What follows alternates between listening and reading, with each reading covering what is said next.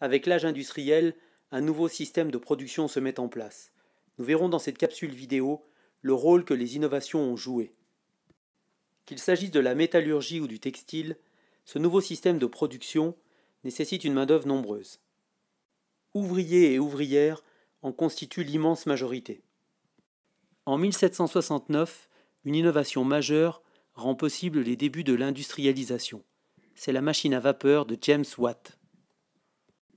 Il s'agit d'une innovation car il améliore la machine à vapeur mais ne l'invente pas.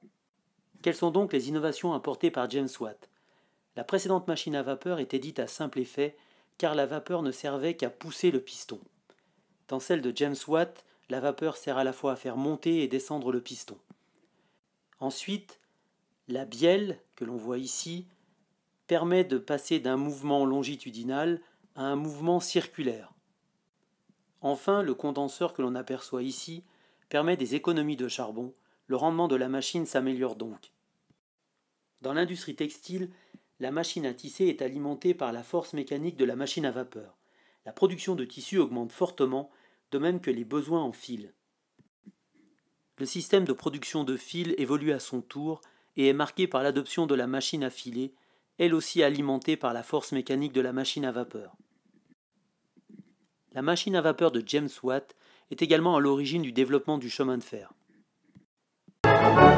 C'est à partir du milieu du XIXe siècle, sous le Second Empire, puis sous la Troisième République, au moment de la Révolution industrielle, que les voies de chemin de fer ont été construites en France.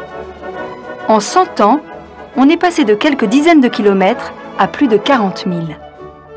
Jusqu'en 1937, 5 grandes compagnies privées se partageaient le territoire et les voyageurs. Elles possédaient chacune leur ligne, leur gare, leur train et leur prestigieux terminus parisien.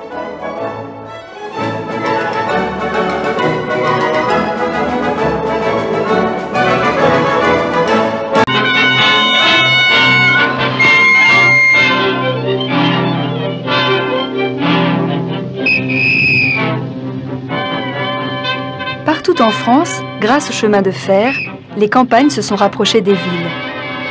Même à la vitesse d'un tortillard, il devenait plus facile pour les enfants des campagnes d'aller en pension, au collège ou au lycée et de rentrer chez eux 3 fois par an, et pour les paysans d'aller vendre leurs produits dans les foires.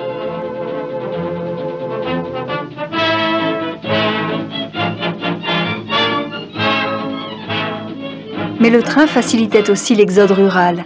Les paysans les plus pauvres quittaient en masse les campagnes, allaient s'installer en ville ou partaient à l'étranger pour trouver du travail.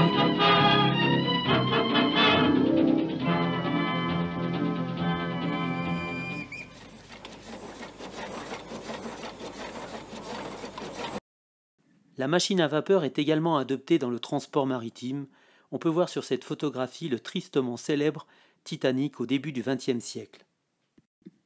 Le dernier quart du XIXe siècle voit de nouvelles sources d'énergie apparaître. Il s'agit de l'électricité et du pétrole. L'industrie chimique se développe, comme le montre l'exemple des engrais, et les premières automobiles sortent des usines.